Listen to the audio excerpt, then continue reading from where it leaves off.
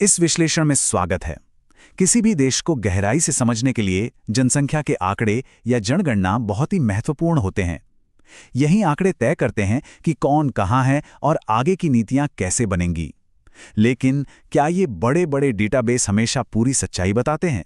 कई बार इन आधिकारिक नंबर्स के पीछे एक बहुत बड़ी खाई छिपी होती है, एक ऐसी सच्चाई जो जमीनी हकीकत से बिल्कुल अलग होती है। स्रोत सामग्री के आधार पर आज हम सिंधी समुदाय के आंकड़ों से जुड़ी स्थिति का जो विश्लेषण कर रहे हैं, वो एकदम आंखें खोल देने वाला है। ये केस दिखाता है कि कागज पर लिखे आंकड़े और जमीनी हकीकत में कितना जमीन आसमान का फर्क हो सकता है। अब जरा 27.7 लाख के इस नंबर पर गौर कीजिए। ये कोई ऐसा ही रैंडम नंबर नहीं है। 2011 की जनगणना के हिसाब से भारत में सिंधी समुदाय की यही आधिकारिक आबादी बताई गई थी। सरकार के लिए और नीतियां बनाने के लिए यही वो मेन डेटा पॉइंट है। लेकिन यहां एक बहुत बड़ा ट्विस्ट है। स्रोत सीधे तौर पर इशारा करते हैं कि असली सिंधी आबादी इस 27.7 लाख के आंकड़े से कहीं ज्यादा बड़ी है। ये कोई 19-20 का फर्क नहीं है, बल्कि एक बहुत बड़ा गैप है। तो यहां सबसे बड़ा सवाल ये उठता है कि आखिर इतने बड़े राष्ट्रीय स्तर के साइंटिफिक सर्वे में इतनी बड़ी आबादी रिकॉर्ड होने से छूट कैसे गई?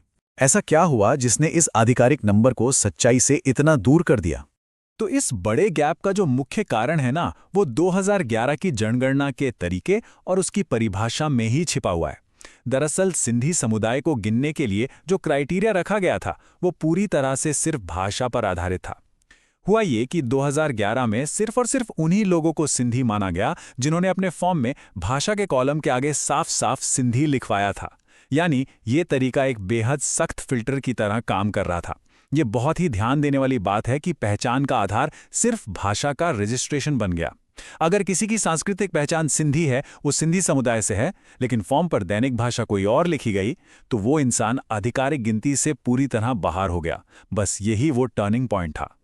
अब यहां आधिकारिक तरीके और डेली लाइफ की रियलिटी आपस में टकराती हुई साफ दिखती है।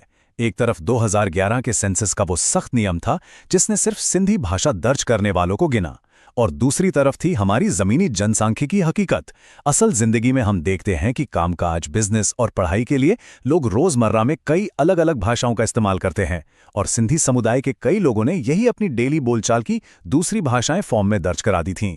नतीजा, स्रोत के अनुसार इस 27.7 लाख की गिनती में वो सिंधी शामिल ही नहीं हो पाए जिन्होंने भाषा के कॉलम में सिंधी के अलावा कोई और भाषा लिखवाई थी। इस एक छोटी सी भाषाई विसंगति की वजह से आधिकारिक आबादी का आंकड़ा आर्टिफिशियली इतना कम हो गया। खैर, अगर भाषा के इस दायरे से थोड़ा बाहर निकलकर भौगोलिक स्तर पर देखा जाए तो तस्वीर और भी दिलचस्प हो जाती है।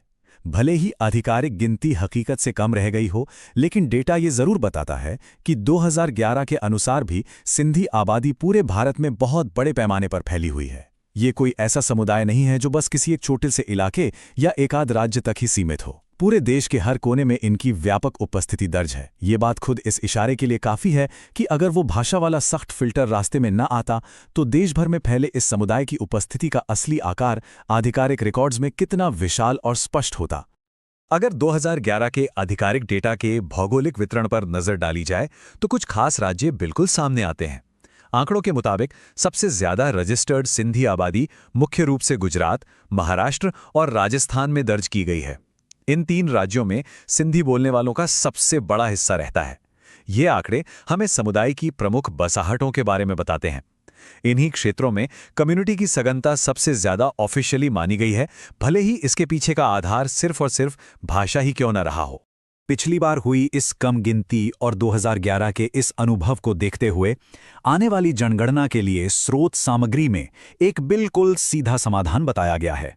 साफ तौर पर यह निर्देश सामने आया है कि आने वाली जनगणना में भाषा वाले कॉलम में सिंधी ही दर्ज कराई जाए, भले ही डेली रूटीन या बोलचाल के लिए किसी और भाषा का इस्तेमाल क्यों ना हो रहा हो।